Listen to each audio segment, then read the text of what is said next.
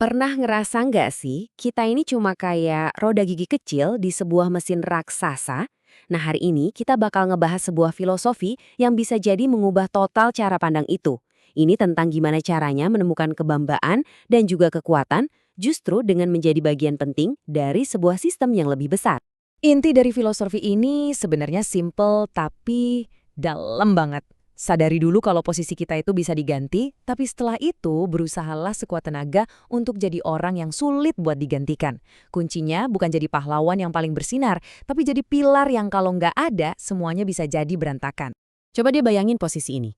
Anda kerja di departemen yang krusial, tapi bukan di bagian yang langsung menghasilkan uang. Anda sadar kan, kalau perusahaan nggak akan selalu memprioritaskan Anda. Nah, banyak banget orang yang akhirnya kejebak di dua pilihan yang salah ini.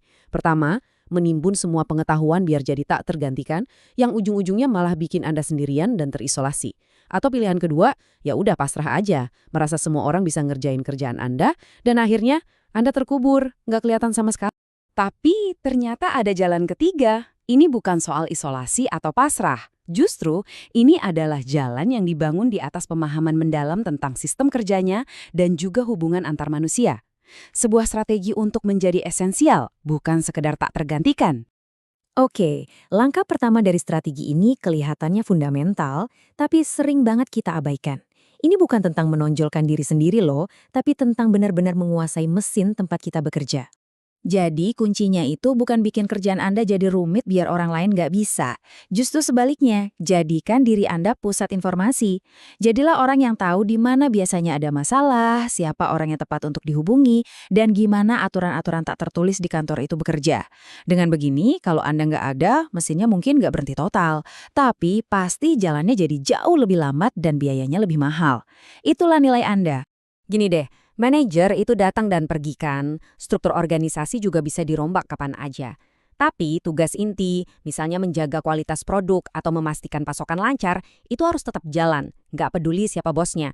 Nah, disitulah loyalitas sejati kita seharusnya berada, bukan ke atasan atau nama perusahaan, tapi ke kualitas dan integritas dari pekerjaan itu sendiri. Paham proses dan sistem itu penting banget, tapi ujung-ujungnya pekerjaan itu selalu tentang manusia. Selalu. Nah, sekarang kita lihat gimana strategi ini bisa kita pakai buat menghadapi hubungan kerja yang ya kadang-kadang rumit. Coba perhatikan deh perbedaannya. Alih-alih kita langsung berdebat soal apa yang kita mau, kayak harganya harus lebih murah atau pokoknya deadline harus terpenuhi, fokusnya kita geser ke kenapa. Cukup dengan bertanya, apa sih kendala terbesar Anda sekarang? Kita langsung berubah posisi. Dari yang tadinya lawan negosiasi, jadi mitra buat mecahin masalah. Nah, ini cara membangun kepercayaan yang awet jauh lebih dari sekedar satu proyek. Kita semua pasti pernah deh dapat perintah yang rasanya nggak masuk akal banget dari atasan atau kantor pusat. Reaksi pertama, biasanya marah atau ngeluh. Tapi strategi ini ngajarin kita kalau emosi itu justru musuh terbesar kita. Melawan pakai perasaan cuma bakal bikin posisi kita makin lemah. Jadi senjatanya apa dong? Data, angka, fakta. Daripada bilang, wah ini nggak mungkin, coba ganti jadi, oke, ini proyeksi biaya dan resiko yang akan muncul dari perubahan ini. Dengan cara begini, penolakan kita nggak lagi kedengeran kayak keluhan, tapi lebih kayak analisis bisnis yang solid dan profesional. Ini yang bikin argumen kita jadi susah untuk diabaikan. Ini ada satu kebijaksanaan yang penting banget nih. Orang yang kepepet itu cenderung bohong. Makanya, dengan selalu kasih jalan keluar buat rekan kerja atau vendor, biar mereka bisa laporin masalah secara jujur tanpa takut dihukum, kita itu sebenarnya lagi mencegah krisis yang lebih besar. Jauh lebih gampang kan ngatasin masalah kecil sekarang daripada nunggu jadi bencana besar nanti? Strategi dan taktik emang penting, tapi semua itu harus berdiri di atas fondasi yang kuat, yaitu prinsip pribadi kita. Yuk kita lihat pilar terakhir dari filosofi keren ini.